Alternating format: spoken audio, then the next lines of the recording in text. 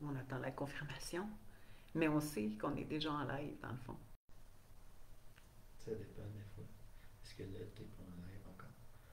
Là, on est supposé d'être en Puis live. là, on est en live. Bonjour, bonjour! Bonjour à tout le monde. Nous sommes le lundi 23 septembre 2024. Et aujourd'hui, je m'appelle Anne-Renée. Je suis coach et accompagnatrice en alimentation sans sucre, sans limite, depuis plus de 6 ans. Et je travaille aussi avec les gens, les femmes particulièrement, qui ont le goût de régler leur relation avec la bouffe et d'arrêter le combat éternel à l'intérieur d'eux. Donc, on travaille au niveau de la pensée et du mindset. Voici mon fils, Antoine, qui lui aussi est en alimentation sans sucre, sans sucre, sans limite, depuis 2018. Fait que, aujourd'hui, là, on fait, hein? Je fais un live par jour. Pendant un an, je me suis lancé ce défi-là. Fait qu'aujourd'hui, on est jour 29, c'est ça, Antoine? C'est toi qui check. Il me semble qu'hier, Oui, c'était 28, 29. fait qu'aujourd'hui, ça doit 29. être 29. Alors, nous sommes le jour 29. On arrive bientôt à un mois. Ouais. Ouh! Aujourd'hui, j'ai posté, j'ai publié aujourd'hui sur ma page Anne-Renée Keto Seto 2 posts que j'ai traduits de 2 médecins différents. Il y en a un qui vient du docteur Ken Berry, qui est un médecin que j'adore, que j'ai découvert il y a de cela quelques années, après mon début en alimentation sans sucre et sans limite. Mais en tout cas, je l'aime beaucoup. Et aujourd'hui, j'ai vu sur X un de ses posts que il l'a sûrement mis sur Facebook, mais c'est sur X que je l'ai vu. Alors, Dr. Ken Berry disait aujourd'hui, je vais vous le dire en français plutôt qu'en anglais, parce qu'il y a beaucoup de gens qui ne comprennent pas nécessairement l'anglais au Québec. Donc, il disait prendre de l'Ozempic en même temps que tu continues de manger tout ce que tu mangeais avant, qui a causé le fait que tu prends de l'Ozempic, c'est la même affaire que manger des Oreos en même temps que de te laver les dents. C'est-à-dire que c'est pas efficace. C'est-à-dire que tu salis tes dents au fur et à mesure que tu les nettoies. Il rajoute Big Pharma et Big Food font les deux de l'argent sur ton dos pendant que toi, tu n'as à peu près pas de résultats. Fait que Ozempic, c'est comme la nouvelle formule magique vendue aux gens. Genre, ça marche pas, t'es pas capable de perdre du poids, t'es pas capable d'être en santé, t'es pas capable d'avoir des bons résultats dans tes tests sanguins. Fait que tu vas prendre de l'Ozempic. Puis ça va être la nouvelle formule magique. Fait que c'est vendu formule magique depuis quelques années. Je ne sais pas si tu prends de l'Ozempic ou whatever, mais et je ne sais pas si tu es au courant des effets secondaires incroyables qu'il y a il y a des gens qui en meurent. OK? Fait que les médecins qui sont au courant de tout ça, parce que, tu sais, il y a toutes sortes de monde dans le monde et il y a toutes sortes de croyances dans le monde. À l'intérieur du monde médical, il y a toutes sortes de croyances aussi. Fait qu'il y a des médecins qui croient tout ce qu'ils ont appris, puis il y en a d'autres qui se rendent compte que ce qu'ils ont appris, c'est pas nécessairement la vérité. Et là, ils commencent à regarder ça autrement. Et il y a de plus en plus de médecins qui parlent de tout ça, particulièrement aux États-Unis, je ne sais pas pourquoi, et au Canada aussi, anglais. Du côté francophone, c'est plus long, mais ça se parle de plus en plus. Donc, Ozempic, c'est vendu comme la formule magique. La formule magique. Tu as tout essayé dans ta vie, ben ça n'a pas marché, ben Ozempic va être ta formule magique. Pendant des années, Antoine, tu le sais peut-être pas parce que tu m'as connu quand t'es né, pas avant. Mais pendant une grande partie dans ma vie, je disais tout le temps ça. J'ai tout essayé, ça marche pas, j'ai tout essayé, ça marche pas, j'ai tout essayé, ça marche pas, jusqu'à temps que je comprenne quelque chose de super important. Si ça n'a pas marché, c'est parce que j'ai pas tout essayé. Fait qu'il faut arrêter de dire et de répéter. Puis il y a tellement de monde que j'ai rencontré qui m'ont dit la même chose. J'ai tout essayé, Anne-Renée, j'ai tout essayé, il n'y a rien qui a marché. Ben si ça n'a pas marché encore, c'est parce que tu n'as pas tout essayé. Parce qu'il y a toujours quelque chose Il qui y a- marche. c'est parce que ça va toujours finir par marcher si tu fais les bonnes affaires. Mais c'est sûr que si on commence une nouvelle alimentation avec la pensée comme j'ai eu pendant des décennies dans ma vie, je vais faire ça pendant tant de temps. Là, je me disais, tout le monde dit, tu peux perdre 10 livres par mois. Tout le monde dit ça. C'est comme la moyenne. Tu peux perdre 10 livres par mois. 10 livres par mois, c'est comme la moyenne. Fait que là, je me disais, OK, j'ai 100 quelques livres à perdre. Fait que ça va prendre un an. Un an, ça fait 120 livres. Un an et demi, je suis faite. Puis après ça, je vais recommencer à faire ce que je faisais avant. J'ai pensé comme ça toute ma vie. Et le résultat a été que j'ai été celle qui a répété le plus souvent, j'ai tout essayé, puis ça marche pas avec moi. J'arrivais donc à la pensée suivante, c'est que comme j'ai tout essayé puis que ça marche pas, c'est parce que moi, je suis différente. Moi, pour moi, ça marche pas les mêmes affaires que tout le monde. C'est moi qui est brisée, c'est moi qui est différente. Est-ce que tu penses comme ça? Est-ce que ça te dit quelque chose? Si ça te dit quelque chose, si tu fais partie de ceux et celles qui répètent depuis des années, oui, mais moi, j'ai tout essayé puis ça marche pas. Oui, mais moi, dans mon cas, c'est parce que moi, j'avais un problème hormonal. J'avais un syndrome des ovaires polykystiques. Fait que moi, c'est parce que j'avais un problème hormonal. C'est parce que j'avais des gros os. C'est parce que ma mère puis mon père, ils étaient gros. C'est parce que c'était héréditaire.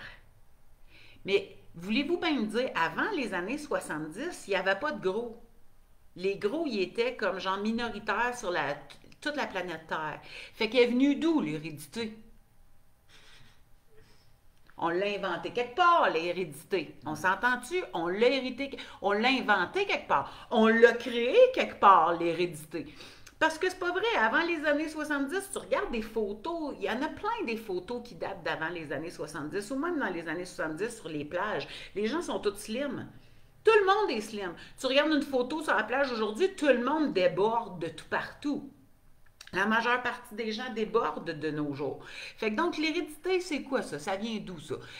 Mais pendant des années, moi, je me suis répété ça dans ma tête. Puis tant que je me suis répété ça dans ma tête, je me donnais toutes les excuses d'être grosse puis de rester grosse. C'est parce que moi, j'étais différente des autres. Ben, finalement, c'est pas ça l'histoire. C'est pas ça l'histoire. C'est pas que je suis différente de tout le monde, puis que moi, dans mon cas, c'est mes hormones, j'ai des gros os, puis machin, puis c'est l'hérédité, puis machin. Non, non, non, non, non. Ça, c'est des histoires que je me racontais. Puis je me suis raconté tellement souvent que je me suis crue. Je me croyais à 100%, là. Je pensais pas que j'étais en train de me mentir puis de m'inventer des histoires. Non, non, non.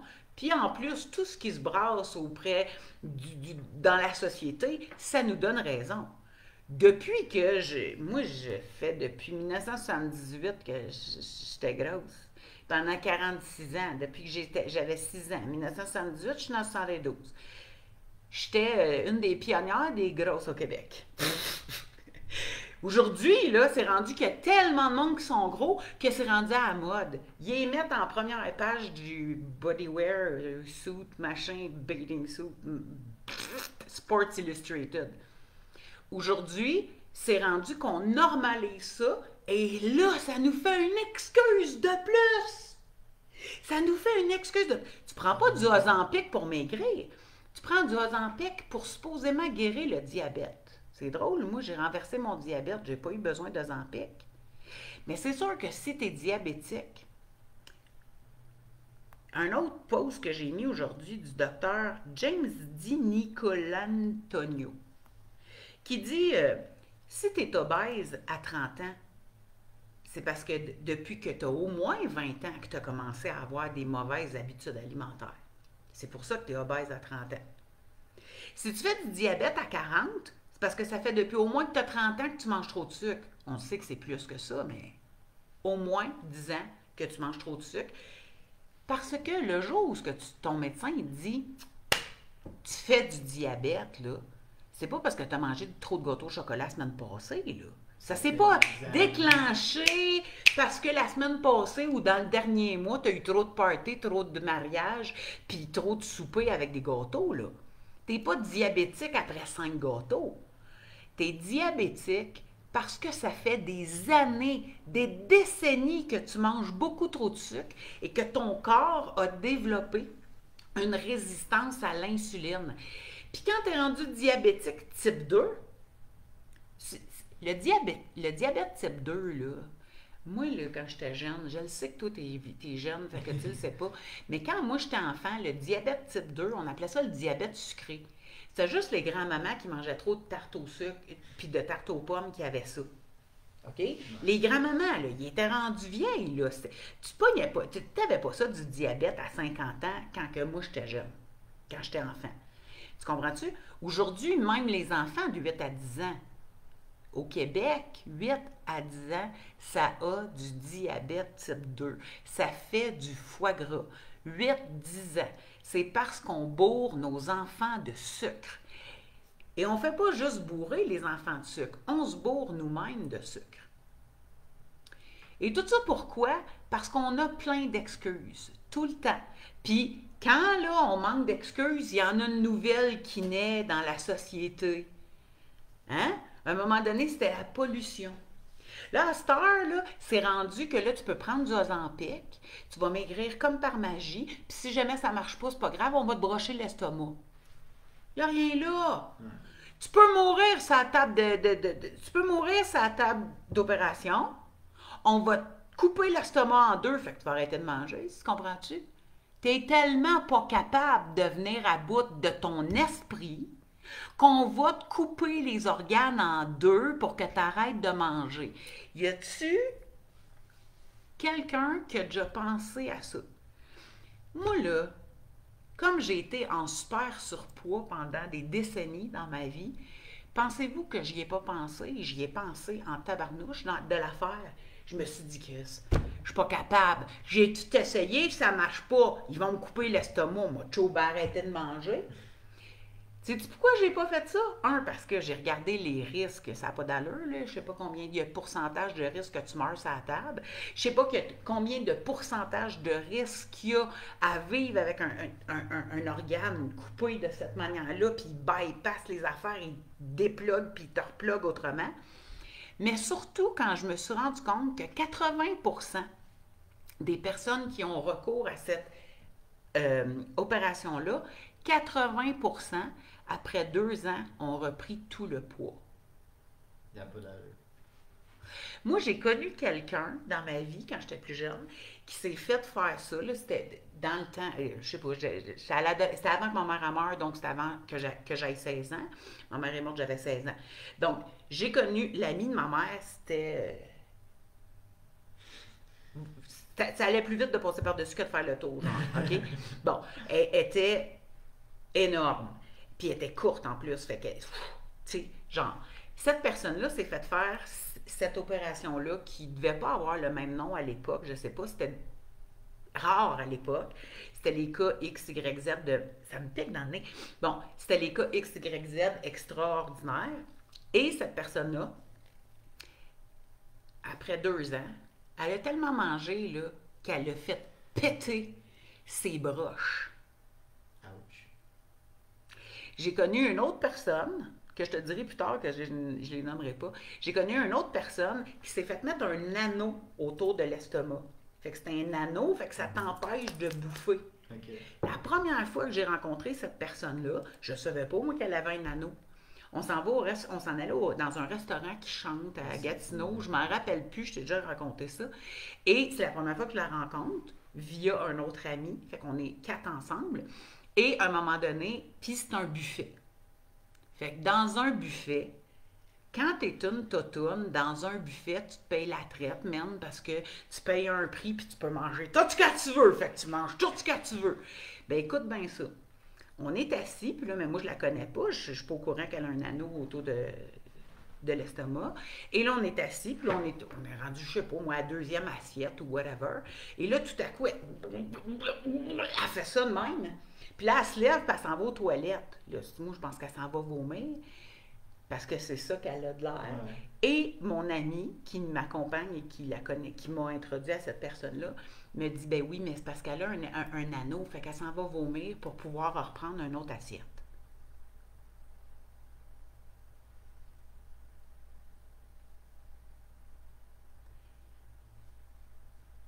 Moi, ça, je trouve, j'ai pas de mots.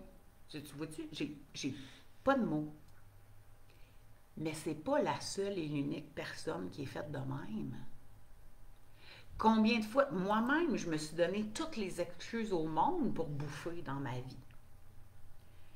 Jusqu'à temps que je travaille ce qui se passe dans ma tête, puis que je comprenne que si j'étais grosse, c'était pas de la faute à ma mère, c'était pas de la faute à mon père, c'était pas de la faute à toutes les générations qui m'ont précédé, c'était pas de la faute à mes gros os, même si je continue d'avoir des gros os, là, je suis pas obligée d'avoir de la grosse graisse autour de mes gros os. C'était pas de la faute de personne d'autre qu'une personne, moi. Le jour où je suis devenue responsable de ma vie, responsable de ma santé, là, tout a changé dans ma vie. Pas coupable. Pas genre, ah ben là, j'aurais pas dû faire ça toutes ces années-là. Là, quand on tombe dans la culpabilité, ah là, j'aurais pas dû faire ça, à voir si j'aurais fait différemment. Quand je suis dans la culpabilité, là, je m'auto-sabote tellement que la seule affaire que j'ai le goût, c'est de manger un beigne. Tu comprends ça? Ouais. La culpabilité là, dont tout le monde que je rencontre en coaching ou non, tout le monde me parle de la culpabilité. Oui, mais je me sens coupable si je le fais pas. Oui, mais je me sens coupable si je le fais pas. Oui, mais je me sens coupable. Mais là, elle me rendu coupable. Lui me rendu coupable. Mon mari, mes enfants, nanana, Alouette. Je sais pas, le jour où je vais trouver les mots qui ont de l'allure pour que les gens comprennent que, la culpabilité, c'est du sabotage. Puis que si tu donnes le pouvoir à l'autre de te rendre coupable, c'est parce que toi, tu n'es pas responsable de toi-même. Responsable. Qui c'est qui est réellement, est-ce que tu es réellement responsable de ta santé? Moi, pendant des années, je n'étais pas responsable de ma santé. Moi, je vivais à fond la caisse et je me disais, le jour où je vais être malade, est-ce que le médecin, il me donnerait les pilules qu'il faut pour me guérir? C'est exactement ça que je me disais et que je me répétais. Mais cette pensée-là, c'est pas la pensée de quelqu'un de responsable. C'est la pensée de quelqu'un qui est dépendant. Dépendant de la bouffe, donc je suis pas capable de m'en passer. Comme il y a plein de monde qui disent « Ah ben là, moi je peux pas manger faible en glucides, j'aime trop les fruits. Ah ben moi je suis pas capable de mettre au régime, j'aime trop le pain. Ah ben là, moi je suis pas capable de faire ça, j'aime trop le chocolat, les chips, les crottes de fromage, Alouette. Ah moi je peux pas faire ça, je suis pas capable de me passer dans telle affaire. » C'est quoi cette phrase-là? C'est une phrase de quelqu'un qui est dépendant. C'est pas une phrase de quelqu'un qui est responsable. Parce que le jour où le cancer va sonner à ta porte, le jour où le diabète va sonner à ta porte, l'hypertension, la fibromyalgie, les maladies chroniques, le jour où ça va sonner à ta porte, qu'est-ce que tu fais? Oh là, c'est tellement pas drôle la vie, puis là je suis malade par-dessus le marché, puis le jour où moi j'ai compris que ce que je me mets dans la bouche chaque jour dépend de comment je vais vieillir. C'est de ça que dépend comment je vais vieillir. Est-ce que je vais finir au CHSLD avec la petite baffe qui me coule sur le bord ici? Non. Pourquoi? Pas parce que je vais prier Dieu mieux que n'importe qui sur la planète. Parce que je suis devenue responsable de ma santé. Depuis qu'on est parti au Mexique, les gens viennent. Il y a plein de gens qui viennent me poser des questions en privé sur le Mexique, machin. Il y en a qui veulent juste venir en voyage pendant une semaine ou deux. Puis, comme dans les médias, ils parlent du Mexique comme si, genre, tu sors de l'avion puis tu te fais tirer, tout le monde a peur, là. By the way, arrêtez d'avoir peur du Mexique, là. Moi, je regarde le Québec, là, avec tout ce qui se passe, les gangs la semaine passée, puis tout. Tu te doutes bien au Québec, là. Tu n'avais pas besoin d'avoir peur du Mexique. Fait que, ceci étant dit, il y a plein de gens qui viennent me parler. Et savez-vous, c'est quoi la première question qu'on me pose? C'est quoi? À un moment donné, tu vas au Mexique, qu'est-ce que tu fais pour ton système de santé? Ah, oui, ça. Première question qu'on me pose. Première question qu'on me pose. Ma réponse, c'est, moi, je suis devenue responsable de ma santé. Fait que j'ai plus de besoin d'aller attendre 24 heures. J'ai vu une vidéo aujourd'hui, 5 hôpitaux où tu attends plus de 24 heures pour être vu au Québec, dont Maisonneuve-Rosemont puis Santa Cabrini, entre autres, dont je me rappelle.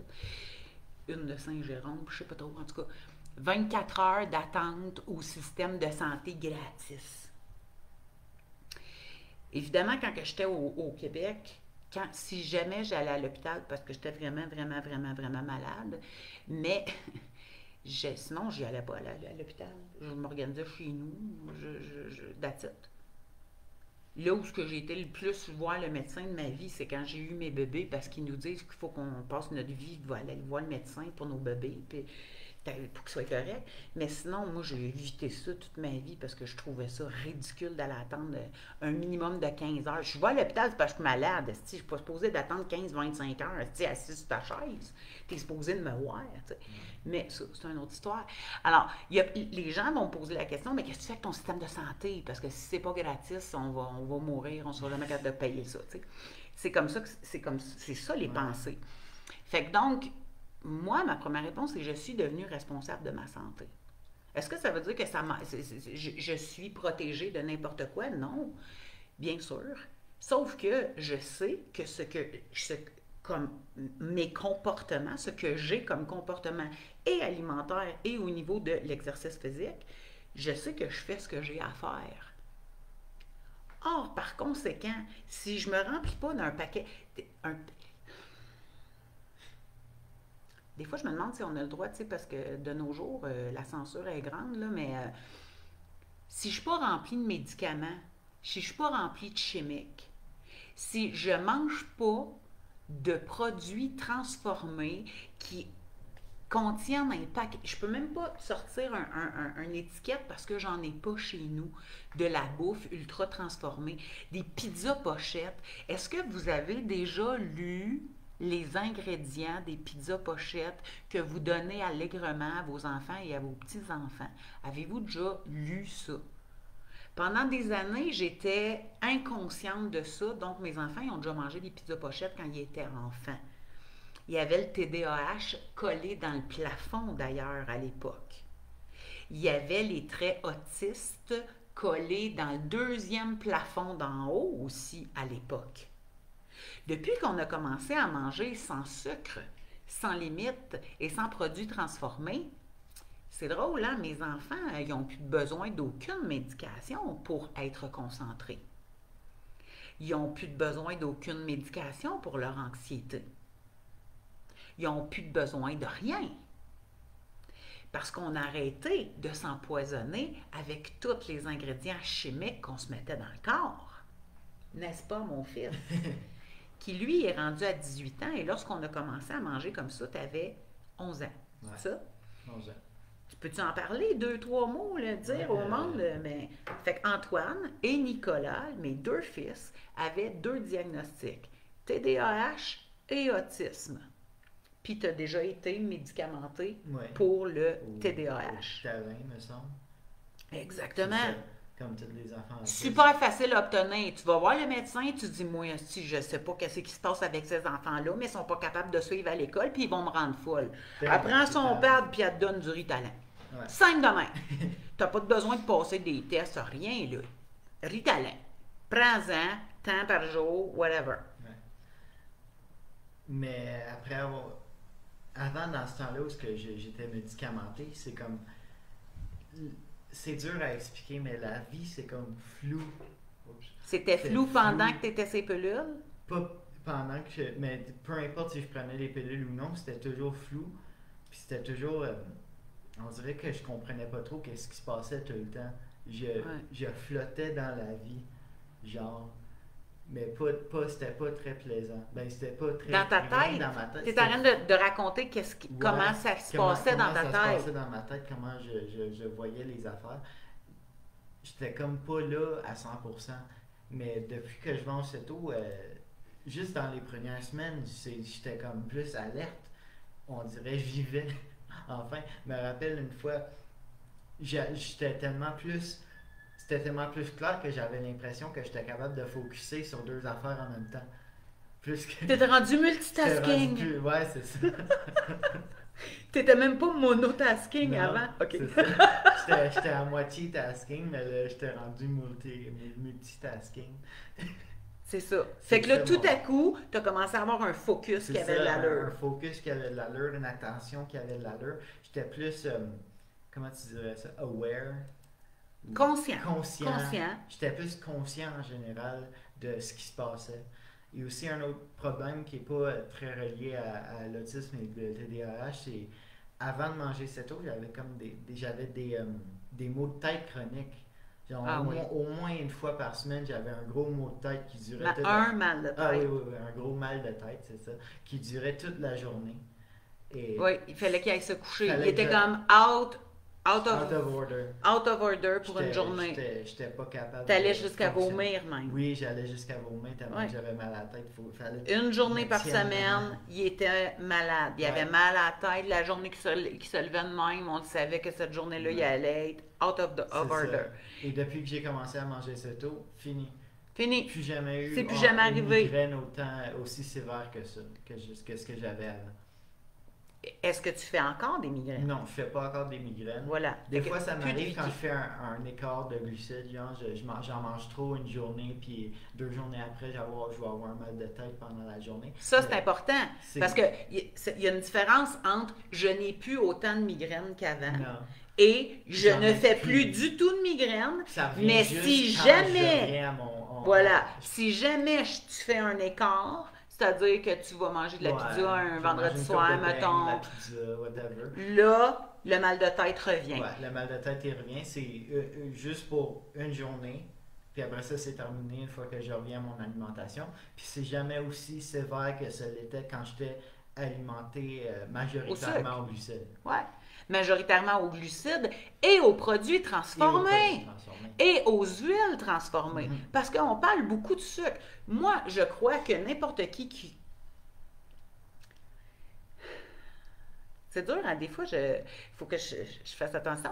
Mais en tout cas, je vais le dire comme que ça s'en venait. N'importe qui a de l'allure dans la vie serait d'accord de dire oui, je suis d'accord qu'il faut qu'on coupe le sucre. Mhm. On s'entend-tu? Ouais. Moi, je connais personne qui va me dire ben non, le sucre, c'est bon, nan.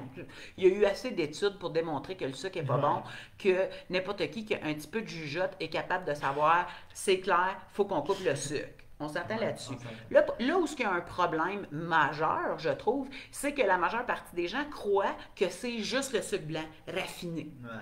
Ils ont le mot raffiné, ils pensent que c'est le mot raffiné qui est problématique. C'est pas le mot raffiné qui est problématique, c'est le mot sucre. Ouais. Qu'il soit raffiné ou non, qu'il soit de canne, tu veux qu'il soit de où? Anyway, Ça vient tout de la même place. on en a visité des plantations de canne à sucre en République dominicaine. C'est naturel le sucre, là, ça pousse de la nature. Ça vient de la canne à sucre, là, je sais pas. Un petit morceau de canne à sucre, C'est ça super vient de sucré. sucre.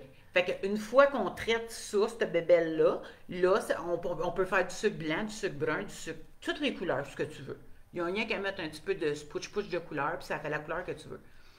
Qui viennent de l'agave. L'agave, les gens, ils font du sirop d'agave, c'est meilleur. C'est du sucre. C'est du sucre. C'est du fructose puis du glucose. Mélangés ensemble, c'est ça. Du sirop d'érable. Du sirop d'érable, c'est du fructose puis du glucose. C'est juste les proportions de fructose puis de glucose qui vont, Ouais. qui vont changer. D'où ça vient. Du miel, C'est c'est ça. du fructose puis du glucose. Ouais.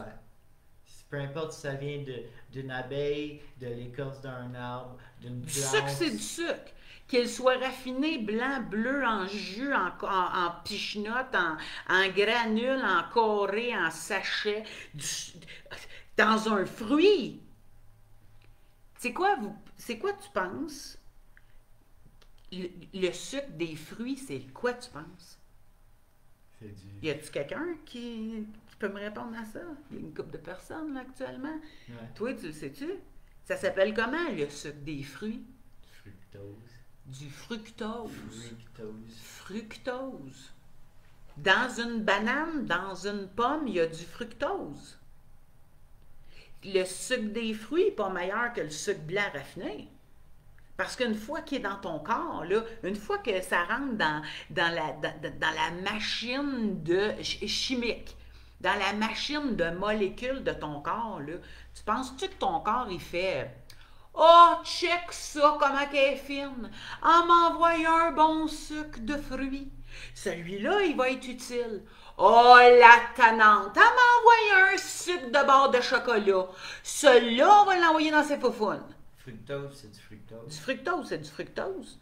Du glucose, c'est du glucose. C'est la même. Du molécule. galactose, c'est du galactose. C'est tous des sucres. Du galactose, ça vient de quoi? Des Milky Way.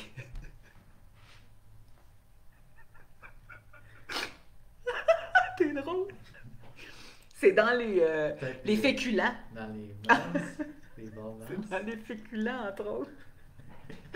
Ça vient-tu des Milky Way? C'est bien drôle. Donc, fait que tout ça, ce sont des croyances qui sont promenées partout dans la société, qui te font croire que les sucres lents sont bien meilleurs que les sucres vite. C'est la première fois, c'est la seule affaire dans la vie qu'on aime ça qu'il soit lent au lieu d'être vite. Tu sais, d'habitude, on veut que le monde soit plus vite. Ouais. Non, là, les sucres lents, c'est les meilleurs. Ben voyons donc. Les sucres lents, là, c'est quoi? C'est des sucres que ça prend juste un petit peu plus longtemps à notre corps à digérer. Au final, ça fait du glucose dans mon sang. Donc, tout ça, à un moment donné, il faut revoir ses priorités, il faut réaligner son cerveau et surtout son esprit, puis arrêter de se donner toutes sortes d'excuses. Arrêter de se saboter. de se saboter Avec des excuses. avec des excuses. La boîte à excuses, moi là, je pensais que je les avais toutes trouvées, les excuses. Puis depuis 2018, que je rencontre des gens, que je parle avec des gens, je pensais jamais qu'on pouvait doubler la boîte d'excuses autant que celle que moi j'avais. Puis je pense que là, on est rendu dans tripler parce que les gens ont de plus en plus d'excuses. Mais au final, se donner des excuses, Ça t'aide pas. j'ai mis une photo, elle est powerful, mais c'est ça. Je l'ai mis sur ma page. Je vous la montre.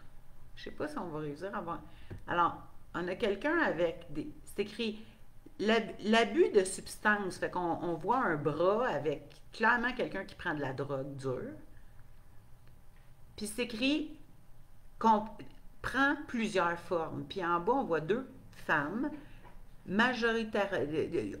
morbidement obèses devant une grosse pizza puis du coke.